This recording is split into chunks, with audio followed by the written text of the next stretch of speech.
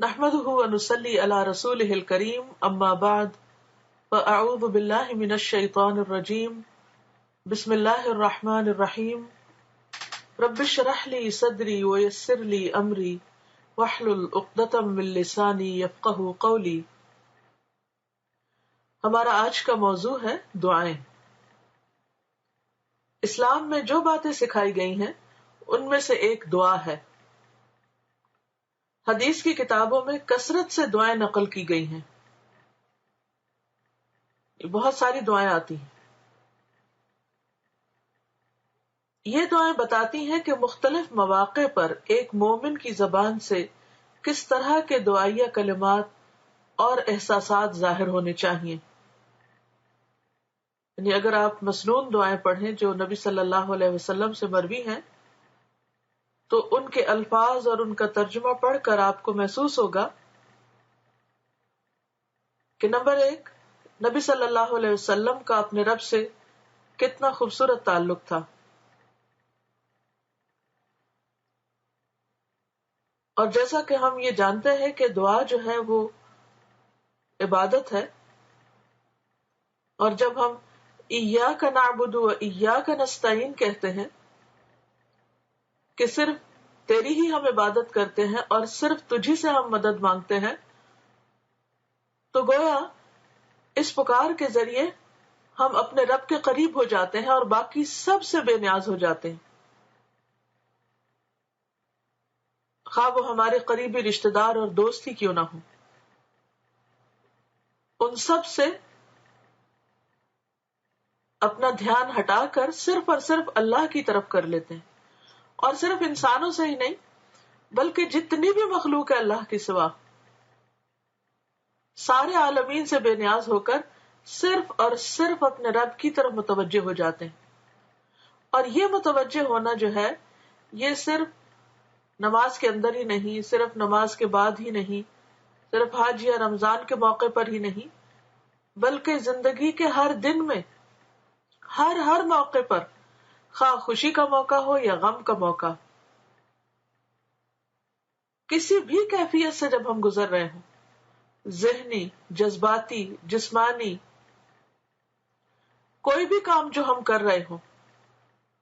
ان سب کاموں میں ہم اپنے رب کے ساتھ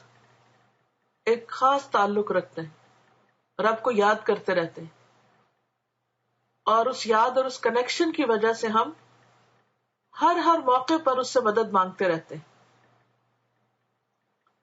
تو یہ لکھتے ہیں کہ مثلاً ایک آدمی کی ملاقات دوسرے آدمی سے ہو تو چاہیے کہ وہ دونوں ایک دوسرے کو السلام علیکم ورحمۃ اللہ کہیں۔ یہ بھی ایک دعا ہے کہ تم پر اللہ کی سلامتی اور اس کی رحمت ہو۔ اب کسی شخص کو اگر ہم سلامت رہنے کی دعا دیتے ہیں تو اس کا کیا مطلب ہے کہ اسے کسی قسم کی کوئی تکلیف نہ ہو، کوئی صدمہ نہ ہو، وہ ہر طرح کی آفات سے محفوظ رہے، اور صرف آفات سے محفوظ ہی نہ رہے بلکہ اس کے ساتھ ساتھ اس پر اللہ کی رحمتیں ہوں، کیونکہ جب اللہ کی رحمت کسی پر ہو جاتی ہے تو پھر وہ دنیا اور آخرت میں باقی سب سے بے نیاز ہو جاتا ہے انسان، اور ہر طرح کی خیر اور بھلائی اس کو نصیب ہوتی ہے، اور خاص طور پر ان خیر اور بھلائیوں میں اللہ کی عبادت کی توفیق، اللہ کی طرف متوجہ ہونے کی توفیق، کیونکہ صرف اللہ کی رحمت ہی کی وجہ سے ہم اللہ کی عبادت کر سکتے ہیں اور اس قابل ہوتے ہیں، کیونکہ وہی ہمیں توفیق دیتا ہے تو ہم صحیح معنوں میں اس کی طرف متوجہ ہوتے ہیں، اور اسی کی رحمت کی وجہ سے ہی ہم جنت میں بھی داخل ہو سکتے ہیں، اور زندگی اور اس زندگی کے، اس دنیا کے اور آخرت کے سارے امتحانوں میں پاس ہو سکتے ہیں۔ پھر یہ لکھتے ہیں کہ یعنی یہ کہ تمہارے اوپر اللہ کی سلامتی اور اللہ کی رحمت ہو۔ اسی طرح مومن کو چاہیے کہ جب وہ کھانا کھائے تو وہ بسم اللہ الرحمن الرحیم کہہ کر اپنا کھانا کھائے، یعنی اللہ کی اس رحمت کو محسوس کرے کہ اس نے اس کی بھوک مٹانے کا بہترین انتظام کیا ہے،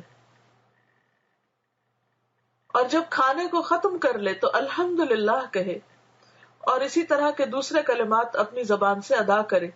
یعنی پھر اللہ کو یاد کرے، اسی کا شکر ادا کرے۔ گویا کہ ایک مومن اپنے کھانے پینے کا آغاز اللہ کا نام لے کر کرتا ہے، اور جب وہ اپنا کھانا پینا ختم کرتا ہے تو دوبارہ وہ اللہ کا شکر ادا کر کے اس کی نعمتوں کا اعتراف کرتا ہے، اور گویا عمل کی زبان سے کہتا ہے ایاک نعبد و ایاک نستعین۔ ایک مومن کے دل میں جب کوئی برا خیال آتا ہے تو وہ اس کے مقابلے میں اللہ کی پناہ مانگتا ہے۔ یعنی اوپر تو آپ دیکھیں نا کہ میل ملاقات کے وقت، خوشی کے موقع پر، کسی کو دیکھ کر، کسی انسان کو دیکھ کر، کھانے کو دیکھ کر ہم کیا کہیں، اور اب یہاں پر یہ بیان کیا جا رہا ہے کہ اگر ہم تنہا ہوں اور ہمارے دل میں کوئی برا خیال آ رہا ہو تو پھر ہم کیا کریں؟ تو جب بھی کوئی برا خیال آتا ہے تو وہ اس کے مقابلے میں اللہ کی پناہ مانگتا ہے اور یہ کلمہ اپنی زبان سے ادا کرتا ہے، اللہم انی اعوذ بک من الشیطان الرجیم۔ وہ جب کسی مسئلے سے دوچار ہوتا ہے، سارا دن ہی ہوتے رہتے ہیں، تو وہ کہتا ہے اللہم علیک توکلنا، اور آپ یوں بھی کہہ سکتے ہیں حسبی اللہ و نعم الوکیل۔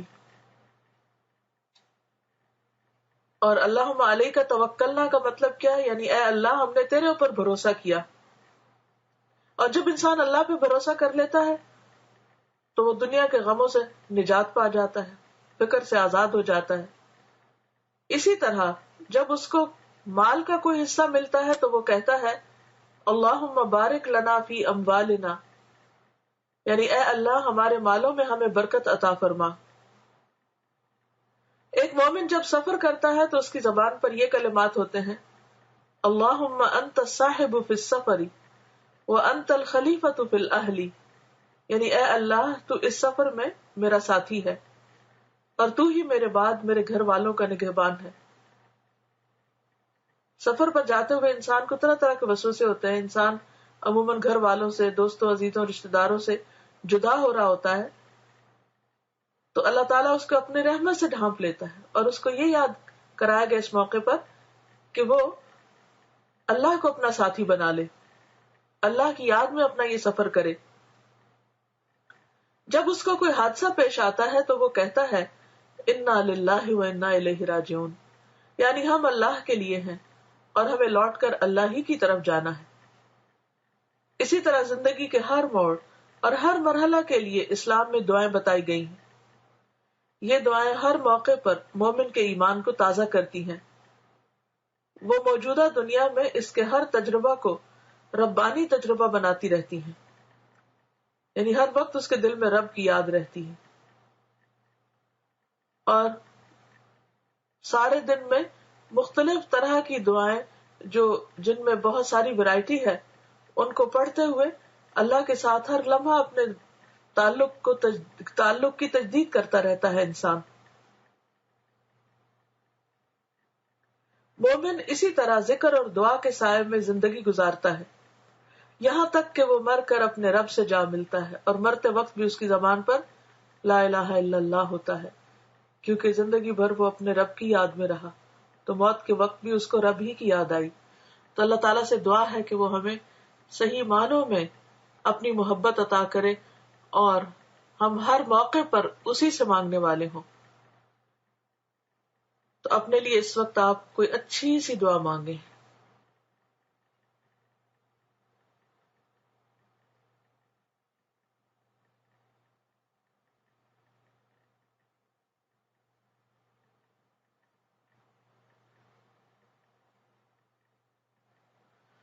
چلیے آپ نے مانگ لیا تو انشاءاللہ تعالی اللہ تعالیٰ قبول کرنے والا بھی ہے، اللہ تعالیٰ ہم سب کی دعائیں قبول فرمائے۔ وآخر دعوانا ان الحمد للہ رب العالمین۔ تو انشاءاللہ میں تھوڑی دیر میں پھر حاضر ہوتی ہوں دوسرے سبجیکٹ کے ساتھ، صرف میں اپنی ذرا کتاب وغیرہ اٹھا لوں۔ السلام علیکم۔